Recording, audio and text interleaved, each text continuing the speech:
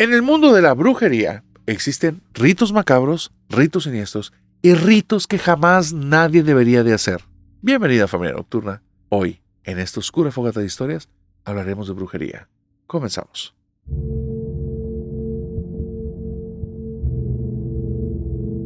Esta historia está llena de contradicciones de todo tipo. Lo primero, es una de las historias que odio que me manden. Odio, con esto me refiero, me encanta y me da miedo. Por otro lado, es una de las historias más horribles que me mandan, y con horrible me refiero que te va a encantar. Esta historia es muy extraña, porque me habla de un tema del cual no me gusta hablar, pero está buenísimo, y así, una tras otra está llena de contradicciones, y ahorita me vas a entender por qué. Hay una chica que tiene una vivencia de cuando era pequeña. Te voy a hablar un poquito de ella para que entiendas en el tipo de situación que vivió, que está complicada. Ella nace como primera hija de un matrimonio de dos personas que ya están un poquito mayores. No quiero que nadie se me ofenda. Son personas que tienen 43 años. No es un mayor, pero cuando ella nace, sus papás habían batallado mucho en tener hijos. Entonces, hay varias cosas aquí importantes. Número 1.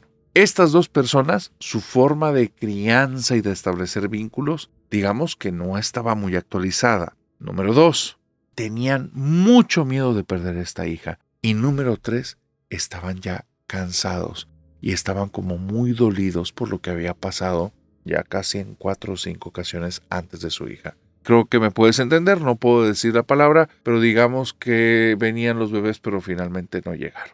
Eso lo vivieron en repetidas ocasiones, los cansó mucho y aparte, por los modelos de crianza que tuvieron, digamos que traían un modelo no tan actualizado. No es una crítica. Es nada más porque lo que te voy a decir a partir de aquí, relájate y suéltalo porque no quiero que termines odiando a nadie. Papá y mamá eran muy estrictos. Papá y mamá tenían una forma de ver las cosas en las cuales no había opiniones a medias. O es bueno o es malo. Si te lo digo, está bien. Si yo no quiero, es porque está mal. Y a papá y a mamá no los debes de cuestionar. Papá y mamá saben lo que es mejor para ti. Y ellos no necesitan escuchar tu opinión. Porque la opinión de un niño, ¿qué tanto puede aportar? El niño está mal y ellos están ahí para enseñarle lo que está bien.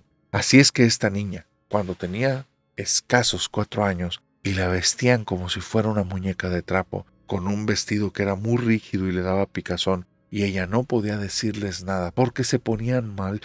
Huerca chiflada, si te estamos dando ropa muy bonita, ¿cómo no lo utilizas? Pero es que el tipo de tela le generaba un poquito de salpullido, pero ellos no lo entendían. Aparte, esa ropa estaba elegida perfectamente porque la cubría todas las partecitas donde ella podía tener frío. Así es que estaban pensando en que no le fuera a dar un catarro como me terminó pegando a mí. Tal vez no estaban tan equivocados los papás, pero un catarro o alguna situación así media compleja y difícil. Y ellos siempre estaban 2, 3, 4, 15, 500 pasos adelante. Pobre niña, la tenían como adentro de una burbuja en la que prácticamente no se podía mover. Mamá le decía que se sentara y que estuviera casi 45 minutos, hora y media o hasta 2 horas duro que darle con el pelo, porque la niña lo tenía todo chinito. Y la mamá le decía, hay que quitarte esos nudos, y la ponía a darle una y otra vez, porque a mami le gustaba que se viera más liso que chino. Era parte del gusto de mamá y entonces su muñeca le tenía que seguir el juego. La pobre niña, cada vez que mamá le daba tirones y le dolía, y le decía, ay mamá, pequeño manotazo, no se esté chiflando, le estamos peinando, estamos aquí dándole de nuestro tiempo y de nuestro cariño, acéptelo como es, no se esté chiflando. Y la niña aprendió varias cosas desde pequeña, que calladita se veía más bonita. Y con eso no te digo que está bien, pero lo aprendió, y lo aprendió así. Que mamá, una vez que empieza a hacer las cosas, es mejor hacerte parte. Y que ella, su forma de ser, no es la que sus papás quieren que sea.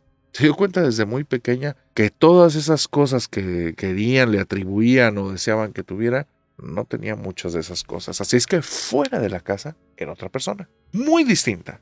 En más de una ocasión, esos reportes que llegaban en la primaria y que decían que ella se peleó con un par de compañeritas y que las golpeó y todavía que salió ganando en la pelea. Una vez que los papás iban a ver esto de los reportes y no entendían por qué y se les hacía una fantasía y veían a la niña que no decía nada y solo los volteaba a ver y nunca firmaban ni comentaban ni nada, y que la maestra estaba sorprendida cuando les decía, es que ella no se comporta aquí así, ¿qué está pasando? ¿Por qué estás actuando? Y la mamá y el papá eran las únicas ocasiones que la defendían 100%. A mi hija no le va a estar hablando así. Mi hija es una niña bien comportada que ha estado bien educada desde que nació. Y no veían la realidad, que esta chica era otra persona fuera. Ella dejaba que papá y mamá tuvieran su territorio. Y empezó a darse cuenta que si les empezaba a decir que quería aprender otras cosas, se entusiasmaban el hecho de tener una hija que supiera varios idiomas, que supiera algún tipo de deporte, que estuviera en clases avanzadas. Los encantaba. Ella lo que quería era su espacio, estar fuera de casa. Por eso, cuando llega a los 14, 15 años, y a mamá se le mete la idea, a mi hija le gustan mucho los peluches, que son de esa marca, ya saben, la del ratoncito que tiene películas, que tiene parques de diversiones, esa marca, y que ella ama y desea todos y cada uno de esos peluches, ella ni la contradijo. A esta chica la vamos a llamar Margarita. A Margarita no le interesaba en lo más mínimo los peluches. Lo que quería es estar fuera de casa. Y si no contradecía a mamá, eso se daba más rápido. Cuando ella empezó a llegar a la casa y empezaron a modificar su cuarto porque habían traído un carpintero para que la parte que estuviera detrás de la cama fuera como unas repisas que llegaban al extremo de la pared y solo tenía una columna en medio que hacía la separación de repisas, y las repisas estaban pintadas en colores pasteles celestes y rosas para que de un lado estuvieran los príncipes y del otro las princesas, y ese tipo de mafufadas que para ella eran espantosas, solo lo vio y le dijo gracias mamá, y no habló más al respecto. Mamá poco a poco le fue comprando los muñecos que ella tanto deseaba en la imaginación de su mamá, y llegaba y le decía mira lo que te compré, ahora está, y ponle el nombre de la princesa o del príncipe que tú quieras, y ponle el nombre del juguete que tú quieras. Y ella lo agarraba y le decía, ¿dónde lo vamos a poner, mamá? Porque no pretendía jamás jugar con ninguna de esas cosas. Y su mamá muy entusiasmada porque era exactamente lo que quería. Lo abría ella del empaque, iba y lo ponía en un lugar y dice, aquí se ve precioso, aquí se ve precioso. Mira, aquí está el príncipe, aquí está la princesa. Y ella le decía, gracias mamá. Y no se ocupaba más. La señora seguía en su fantasía y esta chica poco a poco iba haciendo su vida. Cuando cumple 18 años las cosas cambian drásticamente. Cambian drásticamente porque ya a los 18 ya estuvo ella revisando y estuvo checando.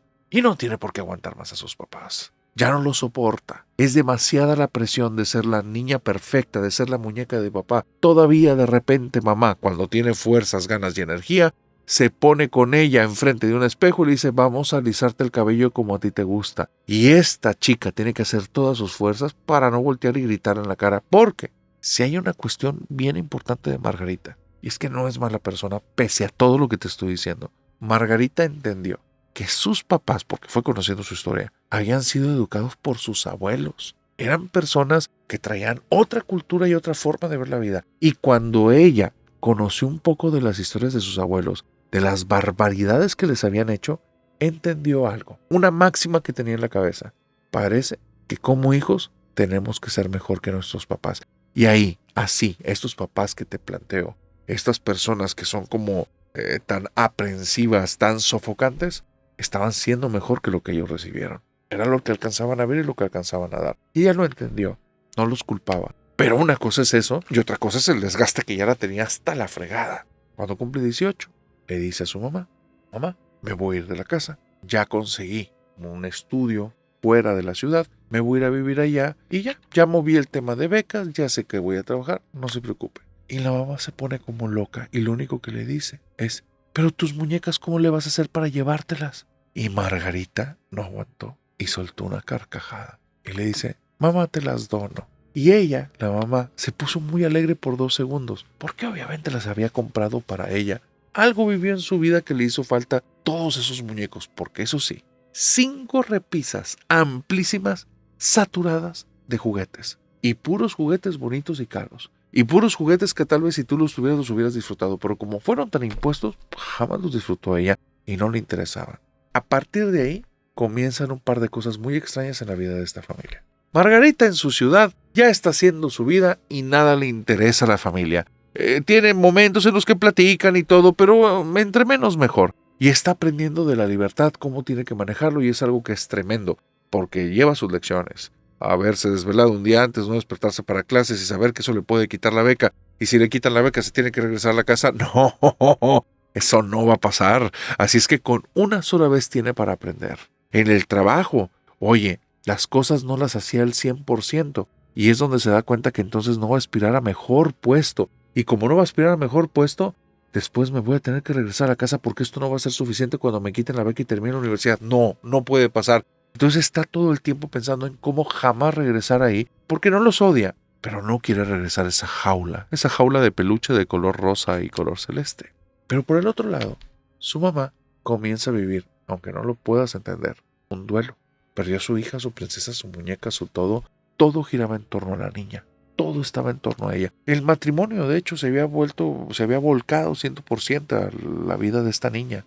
Y aprensivos y todo, no era con una mala intención, venía desde un buen sentimiento. Así es que el papá, desde tiempo atrás, ya se había refugiado en el trabajo, pero la mamá ahora estaba viviendo una situación muy complicada. Y es en esta situación muy complicada cuando empieza a buscar grupos de diferentes cosas, pequeños estudios por ahí, unos grupos de personas que se reúnen para hacer ejercicio en una plaza, otros grupos de personas que aprenden diferentes deportes y cositas así, y empieza a ocupar su tiempo de una manera muy activa y muy rápida. Y es en estos grupos que se hace de una amiga que le empieza a cambiar la vida. Una amiga bien directa, una amiga que le dice: oye, tú de plano no asfixias a las personas, estás siempre volcado a los demás, ya fíjate en ti. Estás vestido horrible, traes ropa de viejita. ¿A tus qué? ¿56 años? Ya pareces una persona de 96. Y entonces con ese tipo de comentarios, la señora lo toma en gracia. Nunca jamás en toda su vida, por más retorcida y extraña que la haya tenido, jamás nadie se había atrevido de hablarle las cosas hacia la cara. Y donde esta mujer se los está aventando, ella se lo toma a juego y se empieza a reír y empieza a cambiar. Ocupaba eso. Tal vez un choque de frente por alguien que no tuviera ni qué deberle ni qué temerle, pero empieza a decirle todo, desde cómo está vestida, la forma en la que habla, como todo el tiempo está preocupándose de los demás, como todo el tiempo está pensando en otros. Y es ahí cuando la amiga le dice: ¿y tú? O sea, ¿y tú cuándo te vas a dar cosas para ti? ¿Cuándo vas a dejar de pensar acerca de, tu pobre hija que está ya sufriendo, y te vas a fijar en tu persona? Y vas a estar fijándote en qué necesitas. Ya deja de estarte proyectando en tu hija. Y se lo decía así directo. Algo que para otros haría que se enfurecieran. Esta señora se empezaba a reír y le decía: sí, ¿verdad? Como que sí me pasé con mi hija. Y cuando ya le contaba las historias, su amiga empezaba a partirse de la risa y dice: antes no te mató. Antes no te mató. No, tú de plano estabas en otra liga, ¿eh? Dale gracias a Dios que tu hija no te odia y que es tan linda. Porque, ¿en serio? No, yo te hubiera aventado por un puente. Y soltaban la carcajada las dos, directa a la mujer. Esta amiga es una chica que se casó ya hace bastantes años, tiene un par de niños, pero por azares de la vida, cuando ya tenía más de 40, se embaraza de una niña y esa niña ahorita tiene 4 años. Esta relación que empiezan a tener es muy constructiva para las dos, muy bonita porque empiezan a reflejarse la una en la otra. Y esta chica, la joven, dice: yo jamás quiero llegar a ser como tú. Entonces empieza a cuidar de no ser tan aprensiva con sus hijos y menos con esta niña, que es la que acaba de nacer, o bueno, la que tiene unos añitos, pero pues es una bebé. Y ella ya se siente muy grande y se siente una persona que no está en edad para manejarlo. No te digo que todos en esa edad no lo estén. Ella ya se sentía cansada, como ya había llevado sus otros niños hasta ya un momento en el que están casi en la universidad, ya se sentía donde es un momento de descanso. Y entonces vino la Benjamina.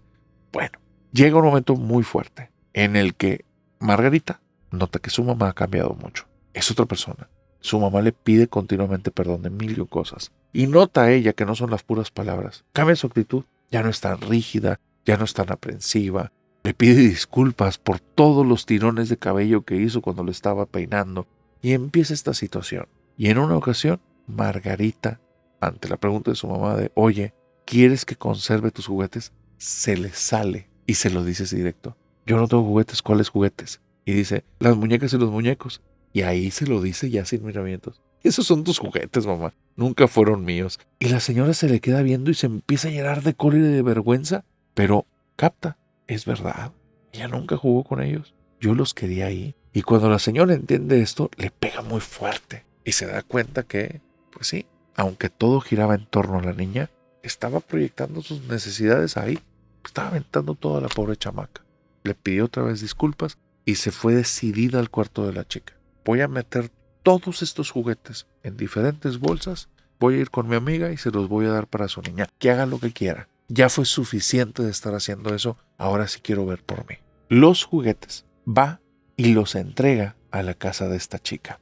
Esta chica, la amiga que tiene esta niña jovencita, después de 2 o 3 semanas, le deja de hablar, no le vuelve a dirigir la palabra. Y es muy extraño porque fue un regalo grande. Te estoy hablando de tal vez 70 o 100 juguetes. Y después de eso le dejó de hablar. En la cabeza de la mamá de Margarita esto no tiene ningún sentido, la busca por todas partes, llega un momento en el que entiende que le está rehuyendo y hay alguien por ahí, alguna amiga en común, una conocida, que llega y le dice, después de lo que le hiciste, ¿cómo esperas que siga buscándote y siga queriendo tu amistad? Déjala en paz. Y Margarita solo se entera como del chisme más o menos, mamá está muy triste porque no ha visto a su amiga, mamá se ha enfrascado en la casa, mamá mejor se fue de viaje con papá porque ya no quiere estar ahí. El papá hablándole y diciéndole que sí, que la ha visto que ha estado muy deprimida, cosas de ese tipo. Y van a pasar los suficientes años para que Margarita se case, tenga una bebé y teniendo esa bebé, estando con los abuelos de la niña, o sea, sus papás, le pregunte a su mamá, oye mamá, tengo una duda desde hace más de 10 años. ¿Qué fue lo que le hiciste a tu amiga? Y donde le dice eso, el papá de Margarita se pone de todos los colores que te puedas imaginar. Cruza por su cara la vergüenza, el miedo, el asco, un poquito la sensación de necesidad de huida, el terror, y el señor ya no sabe ni dónde meterse. Y entonces la mamá de Margarita voltea a verlo y le hace un rostro de desprecio y de enojo que el señor termina nada más volteando la cabeza para abajo y dice, ya te pedí muchas veces perdón, discúlpame. Dice, mira, hija, lo que pasó ahí es algo que está para no creer. Tú me dices si quieres que te lo cuente o no. No creas que estoy ni senil ni loca. Está para no creer. Y desde ahorita es culpa de tu papá. No entiende ella, Margarita, de qué está hablando. Y le dice, a ver mamá, cuéntame qué pasó y después ya vemos de quién es culpa. La señora voltea a ver otra vez a su esposo con una cara de un reproche pero tremendo. De esos que hacen que se te atore todo ahí en el cogote. Y el señor ya no quiere ni levantar la mirada, está viendo el piso. Y la señora le cuenta. Los juguetes que le di a esta chica, a mi amiga, que jamás la he vuelto a ver desde entonces, los empezó a utilizar. Los sé por un tercero. Y estaba muy padre. Todo iba muy bien. La niña estaba feliz de tener tantos juguetes. De hecho, mi amiga no tenía ni dónde guardarlos. Cuando empezaron a pasar cosas muy raras en la casa.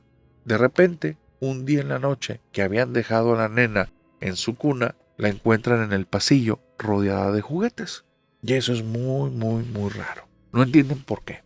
La amiga comienza a ordenarlos en un closet y de repente los juguetes están afuera. El problema es que los ordenó en columnas altas y nadie los ha sacado. De hecho, corre a una de las chicas que trabajan en su casa, que es la que le ayuda con la limpieza, porque le dice, es que no vas a estar haciendo lo que quieras con mi hija y con los juguetes. O sea, y yo ya no sé si lo estás haciendo eso para perderle la huella a alguno y que te lo hayas llevado a tu casa. Así es que discúlpame, pero ya no voy a ocupar tus servicios. Y empezó a mover personas. Pero los juguetes, resulta que nadie los estaba moviendo y se dio cuenta porque cuando ya nadie trabajaba para ella, solo estaban ella y la niña porque su esposo se había ido de viaje de trabajo, de repente todos los juguetes aparecen en la cama de ella y están volteando hacia la puerta principal donde ella entra, pega un grito en el cielo, se asusta muchísimo y es ahí cuando se da cuenta que algo raro está pasando. Primero cree que alguien se metió en la casa, después se da cuenta que la casa entera está bien cerrada y la casa tiene mucha seguridad, así es que no hay manera que alguien haya entrado y empiezan las cosas fuertes. La niña se levanta con pequeñas mordidas en la parte de atrás del chamorrito. La niña en las noches está llore y llore y llore y está siempre llorando al mismo punto. Había un gatito en la casa y allá no estaba el gatito en la casa y era un gatito que estaba dentro de la casa y no tenía salida. No encontraron ningún lugar abierto y el gato ya no estaba. Los juguetes es como si alguien los estuviera moviendo continuamente del lugar. Pero es horrible porque en un mismo día, en un mismo momento, de repente estaban en un punto y de repente están en otro. Y todo el tiempo están apuntando hacia el lugar en donde ella va a entrar o va a estar. La están siguiendo con la mirada. Es ahí y en esas circunstancias cuando invitaron a alguien, quién sabe quién. Y esta persona fue para revisar la casa, para ver qué era lo que estaba pasando. Porque la niña se veía muy cansada. Ella se veía como muy drenada de energía y estaban pasando todas estas cosas raras. Y esta persona apenas entra y dice, te están haciendo brujería. Dice, aquí hay algo que no te quiere, aquí hay algo que te quiere hacer daño. Y entonces se fue caminando esta persona, entra al cuarto de la niña, aun cuando era un cuarto que ya ni conocía dónde estaba ni nada, va caminando hacia un closet, saca un par de muñecos que eran como de peluche y por atrás les dice, mira, están rotos, están abiertos. Le mete la mano y saca de ahí como un saquito que tenía algo adentro. Brujería. Dice, no lo vayas a abrir. Adentro trae cosas que no son buenas. Hay cosas que no te quieren. Y cuando está contando esto, Margarita le dice, a ver, mamá, si no me quieres contar, no me cuentes, pero no me vengas con esas tonterías. Y volteó otra vez la señora a ver a su esposo. Y el esposo le dice, Margarita, sí, créele a tu mamá, fue mi culpa. Dice, pero ¿brujería? ¿Me estás diciendo que por brujería no se juntó contigo? O sea, se inventaron esto. Y el señor dice, si sabes que, o sea, tú eres nuestra hija, nuestra única hija, pero estuviste a punto de tener hermanitos. Y Margarita dice, sí, papá, sí sé. Y lamento mucho que vivieran eso. A mí no me tocó vivirlo, pero lo sé. ¿Qué tiene que ver eso? Pues es que yo empecé a buscar alternativas. Y empecé a visitar lugares donde me prometían que eso se iba a cumplir, que guardara ciertas cositas, ciertos saquitos, ciertos talismanes, que tomara ciertas cosas, que le pusiera ciertas cosas en las bebidas a tu mamá, que cuando tu mamá estuviera dormida le pusiera ciertas cosas en la pancita y que los conservara. Pero una vez que tú naciste, la parte que no sabes es que pues yo quería otro niño, así es que seguí haciéndolo. Y esas cosas me dijeron que una vez que las tuviera, nunca las dejara. Cuando tu mamá empezó a hacer la colección de juguetes, ¡ay! Yo sentí un respiro porque dije, ahí que estén cerca de mi hija, para mí eran cosas de buena suerte. Y como veía que ni te interesaban los monos, pues yo fui, los abrí y les metí esas cosas que me iban dando. Que nunca pasó nada malo con nosotros, jamás pasó nada raro en la casa. Y entonces dice la mamá, pero dile qué fue lo que te dijeron cuando regresaste con los que te dieron esas cosas. Que tenían mi energía y que si se las mandaba a alguien más, lo que traían adentro se iba a enojar y podía ser un desastre. Y entonces la mamá le dice, ¿y por qué no nos contaste? Porque no quería que se enojaran conmigo. Y entonces voltea la mamá con Margarita y le dice, y así me di cuenta que tu papá, por más buena persona que se ve, es un mentiroso. Y la chica de la historia me dice, mira, no, la neta es que no creo que sea un mentiroso. Se me hace la cosa más extraña que haya ocurrido algo así. Pero yo tengo claro algo. Mi mamá perdió a su mejor amiga por la brujería más rara que me han contado y por mi papá por estar conservando cosas por tantos años. ¿Qué hubiera pasado si se hubiera deshecho esas cosas? Pues no sé. Pero tal vez mi mamá seguiría teniendo amigas.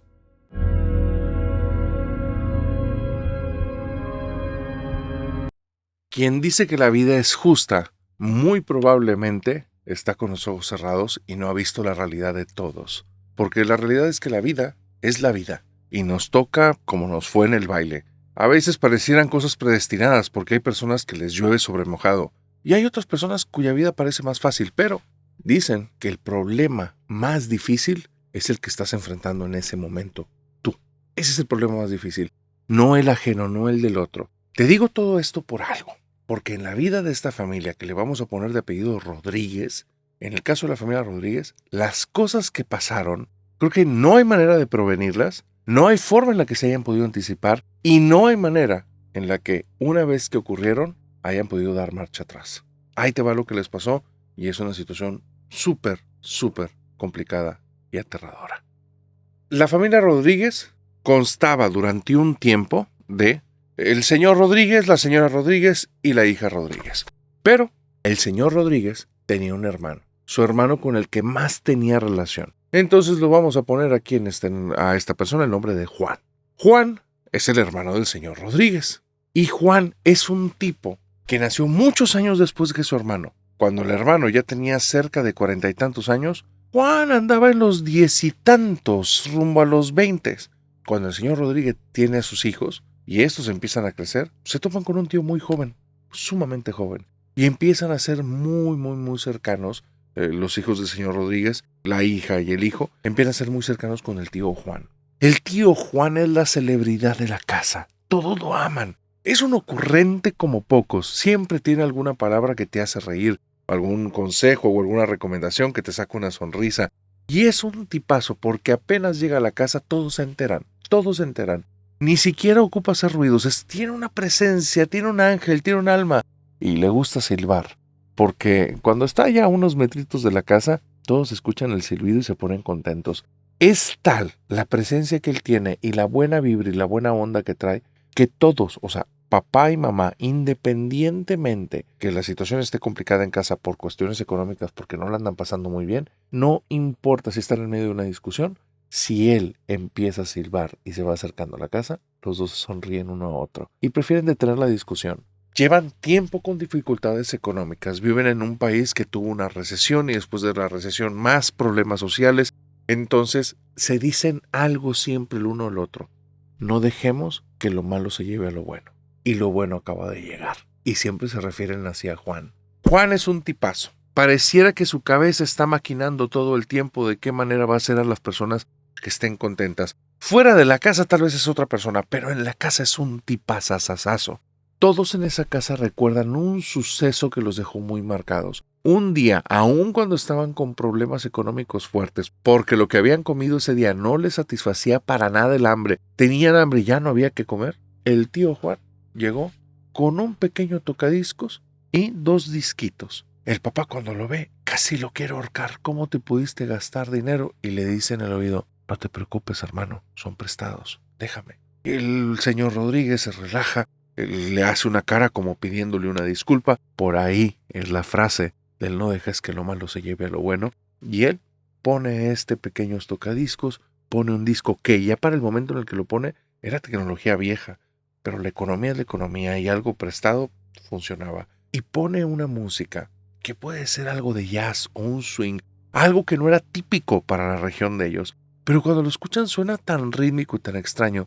Y este Juan se movía de una manera tan chistosa que todos empezaron a reír como locos. Y Juan hacía como si siguiera el ritmo de la canción con unos pasos que nadie se atrevería a bailar en público, pero él se iba acercando con estos pasos a los niños, y los niños estaban botados de la risa y los sacaba a bailar a los dos.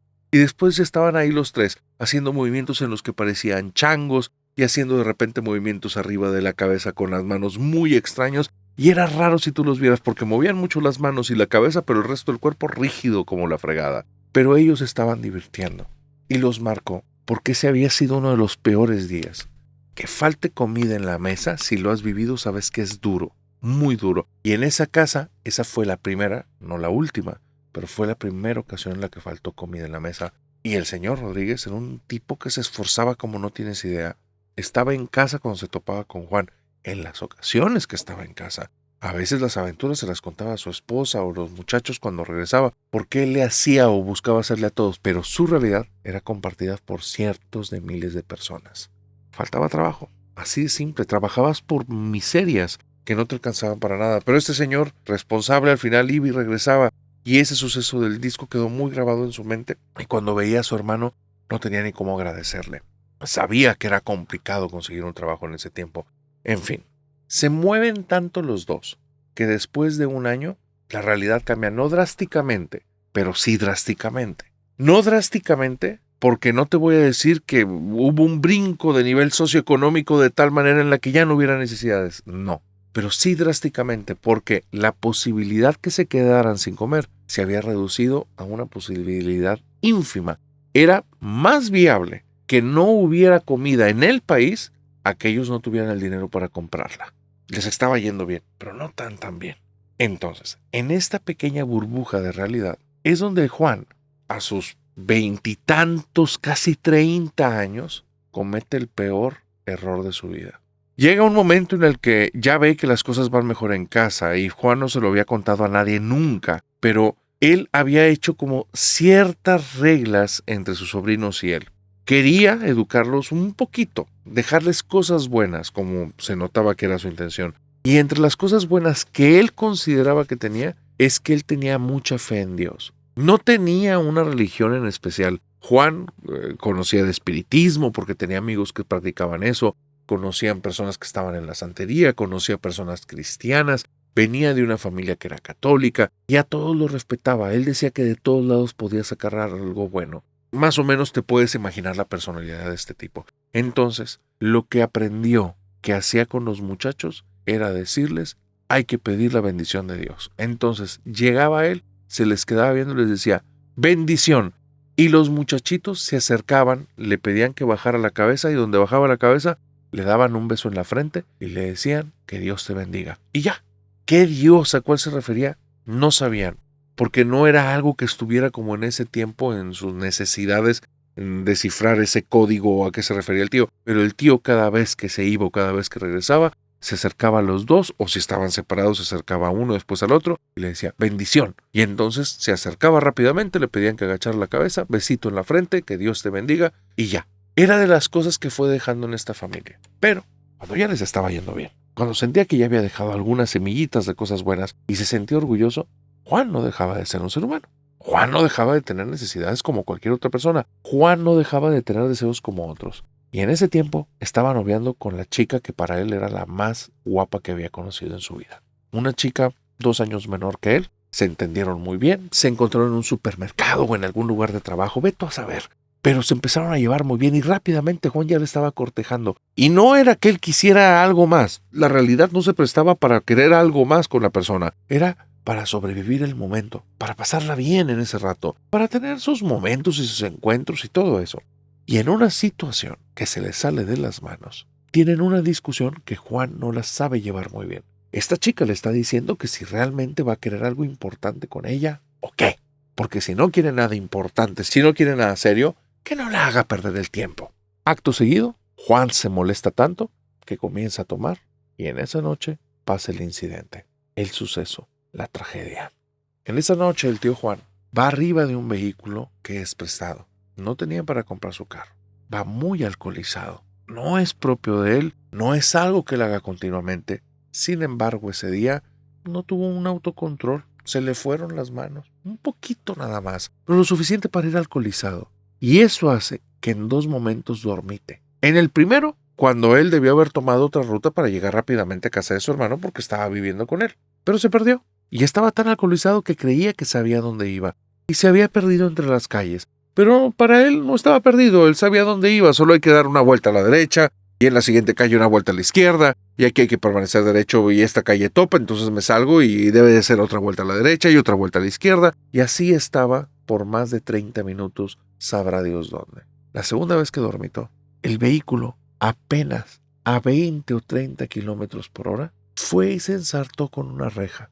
El problema es qué reja, en qué lugar, qué malditas posibilidades existían para que él se topara con una de las casas de los gobernadores del país. Y fue y se ensartó en la reja principal. ¿Sabes cuál es el problema? Que este país estaba en crisis. Y cuando hay crisis económicas tan fuerte, empiezan a haber situaciones en las que el pueblo quiere hacer reclamos de una manera más violenta. Y te lo digo porque lo que él hizo, aun cuando venía alcoholizado, y evidentemente simplemente era un tipo que se quedó dormido al volante, lo pusieron como un acto directamente en contra de la seguridad nacional. Juan esa misma noche no llega a casa, no hay ningún reporte, ninguna noticia. Y 3 semanas después, unos sujetos vestidos de traje van a llegar en varios carros, van a dejar el carro afuera y van a arrojarlo ahí afuera de su casa. El aspecto de Juan, ese mes, que fue un mes que no te puedes imaginar para la familia, el mes más atroz que han tenido, la cosa más traumática. Existían desapariciones en el país, pero no podían creer que el tío fuera una de esas desapariciones. Él no tenía nada que ver con política. Y ellos no estaban enterados de lo que pasó esa noche de copas. Pero cuando lo dejan un mes después y en ese estado, es muy claro lo que había pasado. Lo habían dejado libre. Después de hacerle daño, conscientemente buscando información que no iban a obtener porque este tipo no tenía que decirles nada, lo habían dejado ahí tirado, hecho un jirón de carne, golpes, moretones, sangre. Y lo peor es que cuando uno vive ese tipo de traumas, algo adentro se rompe. Y es algo complicadísimo de volver a reparar. No es imposible, pero es complicado. A veces es costoso y en ocasiones te pide un sobreesfuerzo, pero depende de muchas cosas. En el caso del tío Juan, todo lo que estaba dentro de él se rompió. Se hizo añicos. Ese tipo alegre, esa buena energía ya no quedaba nada, ni rastro. Ahora, la alegría había sido intercambiada por el miedo. Ahora, esa paz que transmitía, ahora tenía un lugar, un sobresalto continuo ante cualquier situación, estímulo, sonido, que las personas no se acercaban porque empezaba a hacerse pequeño, empezaba a agazaparse, empezaba a tirarse en el piso y comenzaba a gritar y gritar y gritar, pidiendo auxilio y pidiendo que por favor no lo lastimaran más. Signo de lo que había vivido el último mes. El tío Juan jamás regresó a ser el mismo. La familia lo empieza a cuidar. No puede salir de casa. Tienen que dejarlo en una habitación en la que él tiene todo lleno de inmundicias. No se controla ya. Es un manojo de nervios. Y ellos no son expertos en el tema. Están haciendo lo mejor que pueden. Le dejan charolas con comida. De repente está todo embarrado. No se quiere bañar. Y cuando se acercan y lo tocan, parece que no reconocen los rostros. Y después le dicen los niños, por favor, tío, aquí estoy, tío, aquí estoy. Y él empieza a llorar y dice, no sé qué me pasa, y se quiebra por completo. Van a pasar 10 años en las que ese tío Juan jamás, ni una sola ocasión, vuelve a mostrarse en esa casa. Ese tío Juan del pasado, alegre, cómico, que siempre tenía las palabras, ya no existe. Y durante esos 10 años, que son 10 años durísimos, la familia tiene que masticar ese crudo evento. Él ya no va a volver, ya no está. Este es el tío Juan, ese hombre que grita por las noches, ese hombre que de repente entra en un trance y se hace sobre sí mismo, ese tipo que en muchas ocasiones tiene un cuchillo a la mano y nadie sabe qué va a hacer porque parece que no está reconociendo a nadie. Ese tío que en más de una ocasión ha intentado aventarse por la ventana. Ese es el tío Juan. El problema no es nada más ese. No es un problema de aceptación, de categorizarlo, no tener la oportunidad de convivir con él o reconocerlo. No, el problema es que no saben cómo ayudarlo. No hay los recursos. Ni siquiera hay los expertos. Hay un problema en ese país muy grave. Y el problema del tío Juan no tiene el nivel de gravedad como para que a alguien le importe más allá de la familia. Es más, al mismo tío Juan ya a veces ni siquiera lo reconoce como un problema. Así es la realidad. Un día la familia se sale de la casa buscando alguna conexión espiritual, con lo que sea, y comienzan a ir a misas, a cultos, a ritos, a lo que caiga, pidiendo ayuda, por favor, algo que ayude al tío Juan. Y en una de esas salidas, cuando regresan, lamentablemente, el tío Juan toma una mala decisión y en el segundo piso de la casa, el señor Rodríguez lo encuentra ahí. Un pedazo de cordón amarrado al cuello y lo demás te lo puedes imaginar. Es muy duro para la familia. Todos se sienten culpables. Nadie lo ayudó lo suficiente. Ese tío que se esmeró y los buscaba ayudar una y otra vez, no fue suficiente lo que hicieron. Ni cuando intentaron hablar con él y cuando intentaban hacer que reaccionara, los pobres muchachos y los esposos todo el tiempo hablaban de su culpa. Lo mal que se sentían, como no fue suficiente la ayuda. Y si hubiera hecho, y si hubiera hecho, y si hubiera hecho, pero la realidad es que no hubieran podido hacer nada para ayudarlo, porque no conocen de ese tema, porque no es un tema sencillo, es un tema muy complicado. Inclusive un experto no te puede asegurar que va a poder ayudar. Una familia que está viviendo una crisis económica, que están buscando salir adelante cuando todo se está viniendo abajo, es demasiada presión y es pedir demasiado, es pedir imposibles. Pasan los años y comienza a avanzar la vida, todos con una vida agridulce. Ha sido duro lo que han vivido. Y esto que han vivido los ha llevado a que ya no son las personas que tampoco tienen ese brillo. A veces lo reservan un poco para momentos íntimos de familia y cuando hay momentos íntimos de familia en los que quieren reír a carcajadas, ya no se les hace propio en la casa. Y es triste y es pesado. Pero la vida va a avanzar, la vida va a continuar y no se va a detener. Así es que en momentos se dan cuenta que los mejores momentos son ya cuando están fuera de casa. Estar ahí porque no se pueden cambiar por más que lo desean y quieren. No se puede, es imposible. Si se salen de ahí, se van a quedar sin casa. Hay muchas propiedades que ya han sido como abordadas por personas sin hogar y están viviendo ahí y nadie va a hacer nada. Entonces siempre tienen que estar vigilando, cuidando, pero cada vez que hay oportunidad empiezan a escaparse.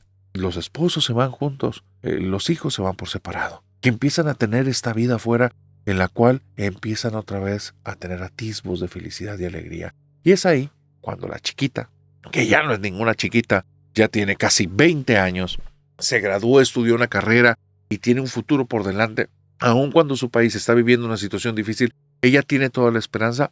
Estando afuera, conoce un tipo que la hace sentir otra vez viva, alegre. Y para todas las personas aquí no es una cuestión de que si hubiera necesitado eso para salir adelante, solo pasó y así ocurrieron las cosas. Y ella conoce un tipo que con él se hace una química tal que de repente toda esa oscuridad que traía se empieza a ir y empieza a irse poco a poco. Un día está en la casa y estando en la casa, cuando ya tiene su habitación, que te puedes adivinar que es algo muy duro, pero es la habitación que antes era del tío Juan. Y ahora ella estando sola en su habitación, en una noche, de repente, de la nada, comienza a sentir mucha tristeza y empieza a llorar. Y siente mucho arrepentimiento de sentirse feliz. ¿Por qué demonios me siento tan feliz? Y se empieza a acordar del tío, de cómo era antes y de lo que le pasó, lo que le hicieron, cómo no hay justicia, cómo no pasa nada. Y lo peor, se sentía culpable de ahora estar contenta con un hombre, con una persona con la que se sentía como tan unida. Y eso le hacía pensar que lo que estaba haciendo estaba mal. Y esa noche, justo para dormir, abraza una almohada muy, muy fuerte y está hablando como entre dientes diciendo, no sé si está bien o está mal, por favor ayúdenme, ayúdenme, y se queda dormida. Y en medio de la madrugada ocurre esto. Unos pasos que vienen del segundo piso, bajando al primer piso. Unos pasos que ya puede reconocer a la perfección. Tiene más de 10 años sin escucharlos. Son unos pasos con un ritmo muy específico que justo antes de que toque la puerta van a hacer cierto caminadito como si estuviera bailando la persona y lo sabe perfectamente, pero por un segundo no lo logro ubicar. ¿Por qué sé esto? Y en eso, 3 golpecitos en la puerta. Pero son un golpecito, que son golpecitos alegres, no son golpes fuertes, no es algo que te vaya a asustar. Es un golpe que te dice, ya sé que estás ahí. Y entonces ella, estando en la cama, empieza a sentir que se le hace un nudo en la garganta, la puerta se abre y cuando la puerta se abre, no hay nada ahí. Y escucha en su oído que le dicen, bendición. Cuando ella escucha eso, nada más empieza a empujar los labios, siente que tocó algo y se queda dormida profundamente. Al día siguiente es muy extraño, pero ya no hay culpa. Ya no está la sensación de que está traicionando o haciendo algo malo. Y hay una certeza, mi tío donde quiera que está bien. Y tengo derecho otra vez a ser feliz.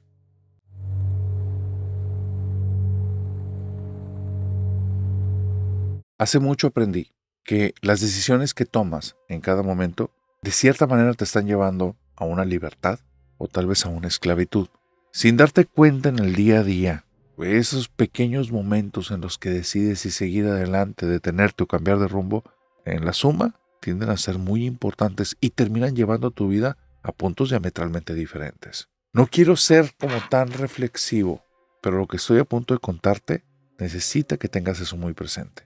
Hay una chica que me cuenta la historia que no le pertenece, no la vivió en carne propia, pero la vivió muy de cerca. Ella me cuenta que tenía una amiga en el tiempo de la preparatoria a la que le daremos de nombre Iracema.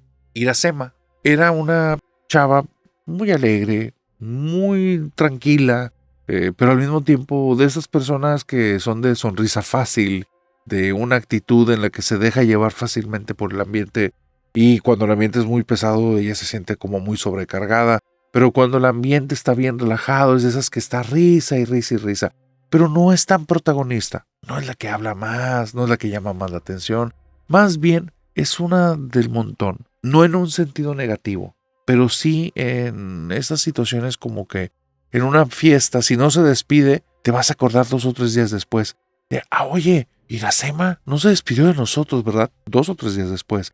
No son de estas personas que traes presente 100% todo el tiempo, a pesar que es una buena persona. Cuando brincan a la universidad, pasa una temporada larga en la que no se ven justo por la personalidad de Iracema. Iracema está metida en sus cosas, está metida en su carrera, está metida en su vida. Pero esta chica, que tiende a cambiar muchos estilos de ropa, que tiende a ser muy influenciada por el ambiente, que tiende a ser de risa fácil o de repente estar muy sobrecargada y buscar sus espacios, y que normalmente es tranquila, ahora que la ha vuelto a ver, después de cerca de 1.5 años, 2 años, está muy cambiada. Primero, el rostro. Se ve cansado. Se ve como si hubiera tenido unos días muy complicados últimamente. La ropa arrugada. Ciertos detalles donde se ve que la blusa no es la primera vez en la semana que la utiliza. Y por ciertos tipos de manchas, muy probablemente tiene tiempo sin lavarla o la dejó mucho tiempo con esa mancha y ya no se le pudo quitar. O no le importa. El tipo de pantalón y vestimenta que lleva se ve extraño. Trae muchas capas de polvo y pelo al punto en el que rompe, contrasta mucho con la chica que conocía de antes. La energía que emana es una combinación de un par de cosas. Ella no lo sabe identificar al instante, pero se da cuenta que Iracema, en ciertos momentos de esa pequeña interacción que tuvieron después de casi 2 años de no verse, le provocó miedo. Ciertas miraditas, ciertas sonrisas, era como una persona sombría, como una persona que traía algo cargando y no era algo bueno, era como si estuviera a punto de ser algo malo. La plática fue muy por encima. ¿Cómo has estado? Tiempo sin verte, ¿cómo te ha ido? Y había algo, no en la respuesta, sino en el silencio. Porque Iracema casi no respondía nada, era sí, no, bien, mal. Y una palabra casi por respuesta. Y se daba cuenta que la estaba evadiendo. No quería hablar con ella, no estaba contenta. Nuestra suscriptora se despide intentando ser como un puente y le dice, oye, estaría bien si más adelante, cuando estés desocupada, cuando todo esté bien, que nos vayamos a tomar un café. Me daría mucho gusto platicar contigo y si quieres, o sea, puede ser un lugar cerca de donde estés, yo feliz. Y nada más ve que Iracema la volteé a ver, pero por un segundo vio mucha ira contenida en los ojos. Y cuando vio eso, su cuerpo reaccionó al instante, porque aunque fue una mirada de un segundo, una milésima si quieres, ella se hizo para atrás y puso las manos en posición de defensa, como diciéndole no me ataques, no me hagas nada. Y entonces Iracema vuelve a voltear su mirada hacia abajo, cambia el rostro, cambia como sus energías internas y ya la voltea y le dice, amiga, creo que sí me vendría bien platicar contigo. Y ya, separan rumbos. Y va a pasar otro tiempo larguito, cerca de 8 meses. Cuando se la vuelve a topar, que es por una situación en la que ella tuvo que moverse dentro del campus a buscar a cierta persona o cierto profesor, se la termina topando dentro de un pasillo de una universidad que no le correspondía a Iracema, y tampoco a ella, pero ahí es donde estaba dando clases el profesor. Entonces cuando se la topa, la ve y está cambiada. Ya no lleva ropa tan desalineada, no lleva ropa tan sucia. Se ve bastante elegida la ropa, pero el tema es que se ve que hay una intención y lo nota instantáneamente. Uñas largas puntiagudas de color negro, un tatuaje en la mano en la que parece una calavera, los nudillos de la otra mano dicen una mala palabra, una majadería, y trae aquí, justo al lado de la mejilla, un corazón tatuado. Se ve súper extraño. Ya la amiga que conocía y con la que llevó amistad, ella supone que se ha hecho de ciertas amistades que la han llevado a cambiar, no sabe si para bien o para mal, pero ella está adaptada a una visión de profesionales que tengan cierto estilo y esto sale por completo de lo que ella esperaría. Aparte, su actitud es extraña, es como si escondiera algo. Y de hecho, no es una cuestión de la imaginación. Ella recuerda esa escena como Iracema en el momento en el que se cruzan las miradas, algo que tenía entre las manos se lo lleva hacia detrás del cuerpo y empieza a ser evasiva con la conversación. Y le dice, oye amiga, hay que ir a lo del café. Sí, márcame y vamos. Tienes mi teléfono, no lo he cambiado. Y nota ese nerviosismo, pero la ve diferente, la ropa está bien, esos cambios que se hizo en el cuerpo están extraños. Es raro, esto es importante. Esos signos de nudillos, las cosas que tiene en las manos, no se da cuenta ahí a detalle, pero vio algo raro en las manos. Cuando ya se ven en el café, mes y medio después, es donde todo esto le cae de golpe y entiende que en ese cruce en el pasillo, ahí ya se había dado cuenta de estas cosas. Nuestra suscriptora parece que es muy observadora, pero tarda en masticar ciertas situaciones. También son situaciones de segundos y cuando traía otros pendientes y así. El punto es que ella, cuando está en el café hablando ya con Iracema, un mes y medio después de ese segundo encuentro en los pasillos, comienza a preguntarle que qué le ha pasado, que la ve muy distinta, muy cambiada. Y nota instantáneamente que Iracema se llena de coraje, se llena de ira. Y le hace una mirada fulminante. Se vuelve a retraer, vuelve a levantar las manos pero más tranquila y le dice, eres mi amiga, o sea, yo te voy a aceptar como seas, está todo bien, solo te estoy diciendo lo que veo. Y ahí en ese momento Iracema cambia la mirada y le empieza a decir, es que conocí a alguien que me trató muy mal, amiga. Y ella le dice, pues ten la confianza, yo no te voy a juzgar. Y lamento mucho no haber estado ahí para ti, pues ya ves, nos separamos mucho, cada quien ha traído su vida. Pero soy tu amiga, yo te considero mi amiga y en lo que te puedo ayudar. Iracema comienza a contarle una de las historias más oscuras que te puedas imaginar. No te puedo dar demasiados detalles, pero te voy a dar lo suficientes para que tengas una idea. Resulta que cuando entraron en la universidad, Iracema tenía un problema de socialización, no sabía dónde adaptarse. Ya había cambiado tanto de la preparatoria a la universidad que no conocía a nadie, nadie entró a la universidad junto con ella, el salón eran puras personas nuevas y se sentía ya muy inferior. Así es que empezó a buscar qué grupito de gente le daba algún espacio. Tal vez eso debió haberlo vivido en etapas antes, pero ella lo vivió hasta la universidad y ahí en la universidad se sentía fuera de lugar totalmente. Así que cuando conoció a, vamos a ponerle el nombre Ramiro, las cosas empezaron a marchar diferente. Ramiro era un tipo un poquito rellenito, que no se veía que le interesara tanto su aspecto hacia los demás por el tipo de cabello que tenía, la barba descuidada, que tenía apenas unos cabellos ahí incipientes que no estaban como dándole una buena forma, la camisa que era un poco manchada y los pantalones que traía con el zipper abajo y no se había dado cuenta. Parecía que su aspecto no era algo que le interesara mucho y eso permitió que ni él se fijara en ella ni ella se fijara en él y fue un refugio. Todos le sacaban la vuelta. Ramiro no era el tipo de las ideas más brillantes, Las propuestas que hacía siempre parecía que tiraba más a tema como de flojear, holgazanear, lo más sencillo. Y estaba con personas que buscaban a veces tener notas sobresalientes o dar un muy buen trabajo o con un aspecto más competitivo. Él no le interesaba. Parecía que estaba ahí nada más pasando el día. Ella y él, de una relación de amistad, de cercanía, brincaron una relación más íntima. No te voy a decir un noviazgo porque eso no fue un noviazgo. El tipo no la trataba bien. Es extraño, quién sabe qué tipo de personalidad tenía, pero cuando ellos tenían momentos más privados, él la lastimaba. Y ella, al principio se confundía y después lo permitió y después se volvió parte de la relación. Era como si fuera algún tipo de juego de connotaciones medias fuertes, espero que me entiendas, en la que pareciera que eso estaba bien porque ella estaba muy confundida, pero él parecía que se regocijaba en el dolor. No voy a entrar en detalles porque es algo sumamente prohibitivo este tema, pero digamos que alguien disfrutaba lo que la otra persona estaba sufriendo. Y comenzaron a avanzar en esta relación y esta relación duró casi cerca de 2 años. Y en esos 2 años las cosas fueron subiendo y subiendo y subiendo y subiendo. Y hay un problema muy grave porque cuando han hecho este tipo de vínculos, a veces son vínculos muy tóxicos. Y ella sabía desde el momento número 1 que él no le convenía, pero ahí estaba. Ella sabía que eso que ocurrió no estaba normal y ni no se sintió cómoda y no debería de pasar, pero le daba mucho miedo perderlo y estar otra vez sola. Y no sabía qué hacer y regresaba. 2 años y medio después, ella se vestía como él, bastante mal elegida la ropa, bastante sin importarle. Su actitud era muy baja a comparación de antes. Esa chispa que tenía de repente de reírse, de estar alegre, mínimo. El círculo de amistades que la querían, ya no existía nada. Por este tipo, se alejó de todas las personas. No es que no se acordara de aquella amiga de la preparatoria. No es que no se acordara de la suscriptora. Es que él le prohibía que tuviera más amistades aparte de él. Y ella estaba ahí.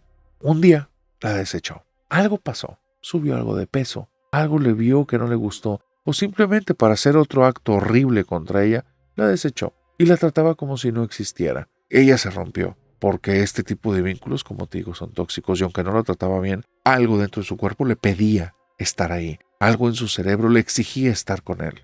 Él se aleja, hace como si no existiera. Ella empieza a caer y ahí es cuando se encuentra con la amiga que tenía en la preparatoria. Esa es la primera vez que se toparon.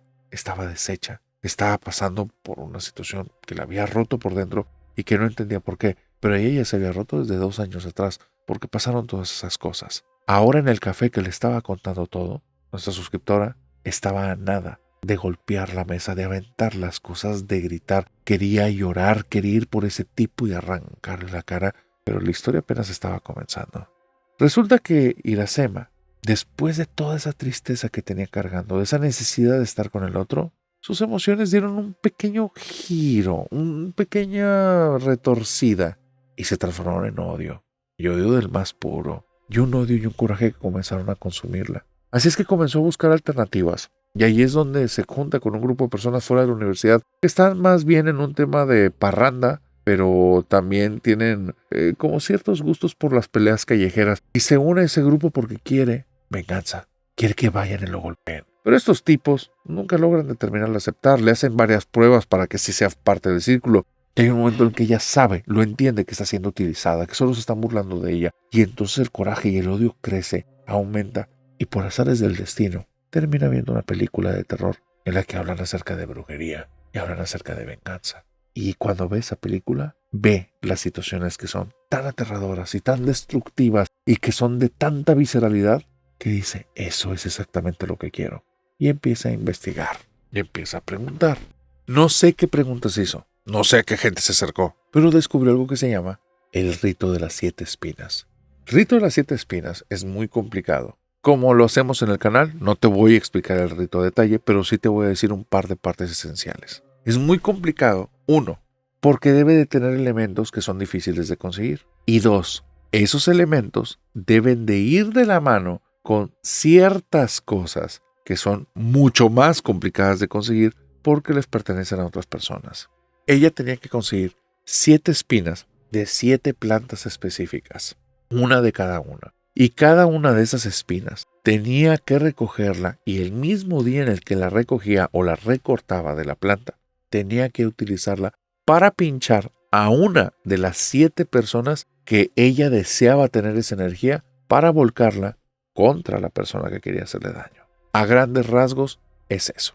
Ella, día tras día, 7 días continuos, logra su objetivo. Para este punto está tan llena de rabia que ella no se esconde, directamente va hacia la persona que conoce por algún lugar o por alguna particularidad y entonces la pincha porque lleva un tipo como de cocido en el que trae una de las espinas nada más y se las va integrando. En esa cosa cocida, cierto día estuvo a punto de pinchar a una persona que no quería pinchar, a una amiga que tenía años sin ver y que habían quedado de ir a un café y habían pasado 8 meses y ahora estaban allí en medio de un pasillo y está a punto de verle esa amiga lo que trae en las manos y cuando lo mueve siente que estuvo muy cerca de la mano de ella, pero termina escondiéndolo, la amiga no se dio cuenta y 5 minutos después de que la despachó lo antes posible, se topó al tipo grandulón que estaba buscando en el área de ingeniería. Un tipo alto, fornido, demasiado imponente, de muy pocos sesos que todo el tiempo parecía que él, si no golpeaba algo, no iba a estar contento.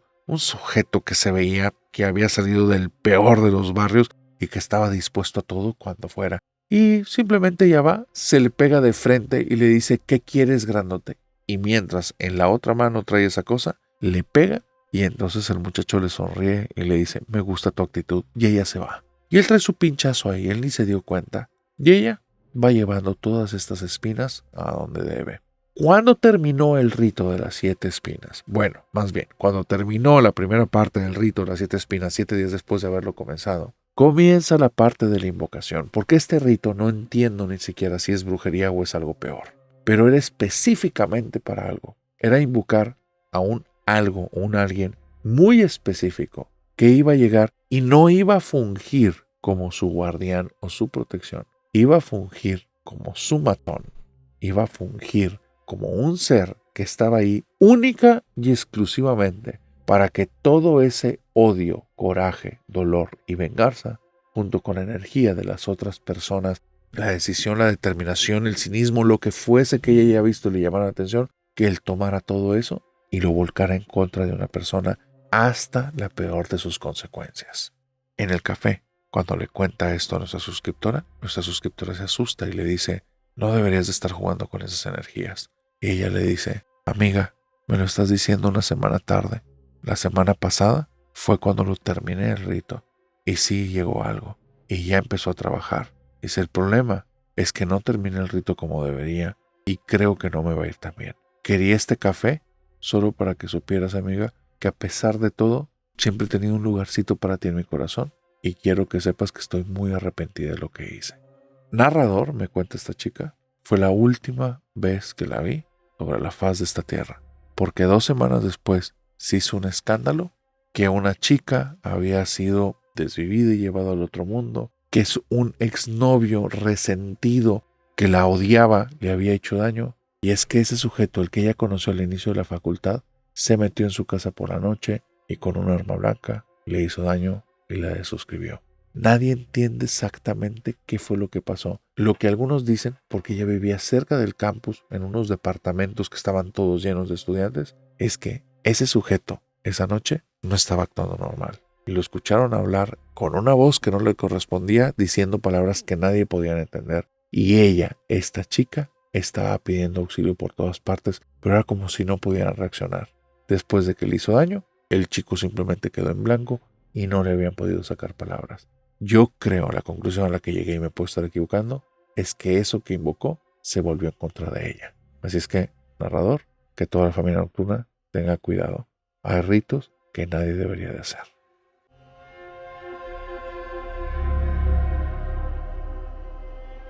Y con esa historia, mi querida familia nocturna, hemos llegado al final de esta oscura fogata de historias. Ay, ¿a poco no nos vas a contar otra historia nada más porque estás enfermito? Estoy enfermito. Cuéntanos otra historia. Ok. Nada más porque me lo están pidiendo las voces del más allá y ya les debo varias. Así es que con todo y gripa, venga la última, que de hecho está loca. Así, Tengo una, pero sí está bien, bien rara. ok. Raras nos gustan. Ah, bueno, bien, somos del mismo equipo, Hay un chico que cuando tenía 17 o 18 años, por ahí, tuvo que romper la relación con sus papás, se fue a vivir a la casa de una tía, lo acogió la tía y después ya no quería tener relación, pero para nada con ninguno. Está bien rara la situación. Cuando él llega a esta edad tiene un concepto de sí mismo que no es nada favorable. Él se siente una persona que es muy fea y siente aparte que con el tema de las chicas y los noviazgos es el peor. Prácticamente anda ahí, como le dicen ahorita, de migajero y las personas medio que abusan de él. Ya ha tenido como varias situaciones en las que hay como una noviecilla, una parejita, pero no le dura ni siquiera 2 semanas. Lo peor es que le dejan de hablar, se alejan de él por completo. Y después las personas que tenían como amigos en común también lo dejan. Y él empieza a sentir que es como si las personas de sus entornos estuvieran confabulando en su contra y se vuelve medio paranoico. Y está pensando como, ¿por qué me siguen haciendo esto? Yo no les hice nada, pero pues yo la traté muy bien y cosas así. Para no tenernos idea, el chico, vamos a poner el nombre Carlos. Carlos me dice, oye narrador, o sea, igual no soy un Don Juan y no soy así como que el experto, pero yo nunca hice nada malo. O sea, las invitaba a la casa, le pedí a mi mamá que pidiera algo de cenar. Igual y me veía muy tonto para mi edad en lugar de yo conseguir algo de dinero y llevármelas a algún lugar o buscar lugares en los que no tuviera que ver con la familia. Pero es que siempre había sido una persona muy de mi casa, muy de mi familia. Y para mí era como que un orgullo y algo bonito llevarlas para allá. Bueno, siempre eran como 3, 4 citas cuando las llevaba. Y después de la ida a la casa, nunca regresaban, jamás volvían a estar conmigo. Yo no entendía qué pasaba y después lo que te digo, la gente me dejaba de hablar. Y me empecé a sentir muy abandonado, feo, tonto, el peor. Empecé a pensar de mí, pero lo peor de lo peor de lo peor. Y pasaron como 2 o 3 añitos en los que me empecé a hundir bien feo en depresión. Y le preguntaba a amigos que tenía que eran así como que cercanos, que me habían conocido en la secundaria, en la primaria. Oye, güey, ¿realmente estoy tan feo? ¿O soy tan idiota? ¿O mi voz está horrible? ¿O apesto? O sea, dime la neta. Y se reían, se mofaban de mí porque no terminaban de entender por qué lo preguntaba. Hasta que en una de esas, cuando ya, como salgo estos grupitos, el amigo del amigo del amigo del amigo que está en una reunión, dice, con que tú eres el brujo. Y entonces cuando me dice eso, yo le digo, ¿por qué me dices brujo? No te hagas tonto. Y lo deja ahí. A partir de ese día, todo mi grupo de amigos me empieza a llamar el brujo. Se me quedó de apodo. Dice, si es que yo entro al tema de la facultad y estoy muy enfocado en mis estudios porque ya entendí que pareja no se me va a dar, pues algún momento en la vida se dará. Mi mamá me decía, espérate, estos no son los años para tener pareja y bla, bla, bla. Y yo no le podía demostrar, o sea, lo mucho que me estaba afectando, pero me había afectado en todas las áreas. Me sentía deprimido, deshecho. Eso afecta la cabeza porque yo ya me sentía hasta una persona idiota. Cuando mis calificaciones pues demostraban lo contrario, pero bueno.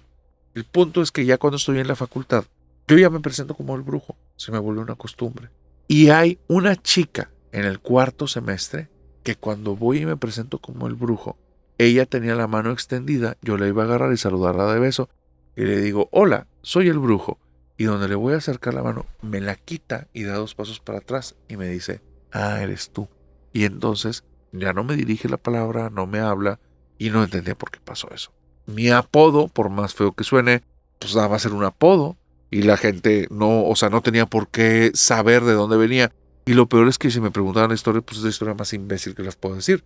Pues en una reunión de amigos uno me vino y me dijo el brujo, todos empezaron a decir así y como yo no tenía antes un apodo, pues se me quedó el brujo. Entonces yo no entendía por qué me dijo eres tú. No tenía una mala reputación, mínimo no desde que dejé de buscar tener novia, porque antes de eso, por grupos grandes me dejaban de hablar. Bueno, yo empiezo a buscar a esta chica, y esta chica está como paranoide. Cada vez que yo estoy cerca, todo quiere hacer como una barrera para alimentar alrededor de mí, pone personas entre ella y yo, se me queda viendo la cara para ver si yo estoy haciendo como que algún gesto o algo, y me empieza a hacer así como que vete, vete, vete, hasta que en una de esas ya me vale. Y estando en la cafetería de la universidad, ella vio que yo entré detrás. Entonces todo el tiempo me está volteando a ver sobre el hombro. Y le empiezo a hablar, pero en voz alta. ¿Por qué estás tan loca? ¿Por qué no me hablas? Y ella se empieza a poner colorada, porque le estoy haciendo pasar un ridículo. Y a mí ya no me importa. ¿Por qué me está tratando así? No entiendo por qué y quiero que me diga el por qué. Dice, ¿eres tú quien está hablando mal de mí? Ella, después como de 4 o 5 frases que le aviento, nada más me hace como una señal de cállate y me acerco con ella y le digo, si quieres que me calle, me vas a tener que decir la verdad. Y ella se empieza a alejar de mí y empieza a poner otra vez como esta barrera y me voy acercando y le digo, si te vuelves a alejar, vuelvo a gritar.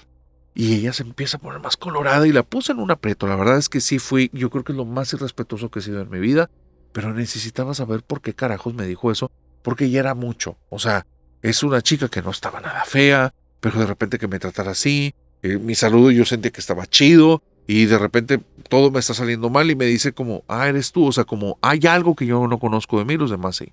Nos salimos, me pide que por favor no le vaya a hacer daño y entonces me le quedo viendo y le digo, ¿te da la impresión que yo soy una persona que hace daño a algo? O sea, no mato ni una mosca. Y ella se me queda viendo y nada más me hace una cara como diciéndome, o sea, ni me quieras vender nada, yo no te creo. Y no entiendo qué está pasando.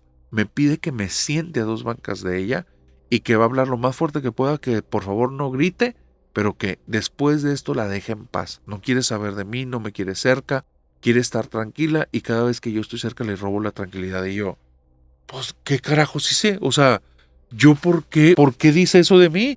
Y ya ahora tenía mucha intriga, quería saber qué estaba pasando y me sentía mal conmigo mismo y después me quedé pensando, güey, el ridículo que le acabas de hacer pasar en la cafetería yo creo que es suficiente. ¿Cuántas veces has visto que pasa en la universidad? Y me quedo pensando pues ninguna vez.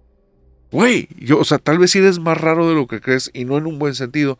Entonces, traigo mi cabeza revuelta y me tengo que como que aguantar y concentrar cuando le digo, está bien, cuéntame todo y no te vuelvo a molestar. Y se me sale decirle, pero si me dices mentiras te voy a hacer daño. Y donde le digo eso, se pone pálida.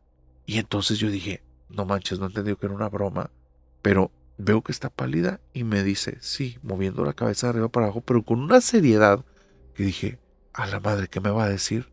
Y me empieza a contar que ella empezó a escuchar la historia de un muchacho que venía de X preparatoria y que él embrujaba a todas sus novias.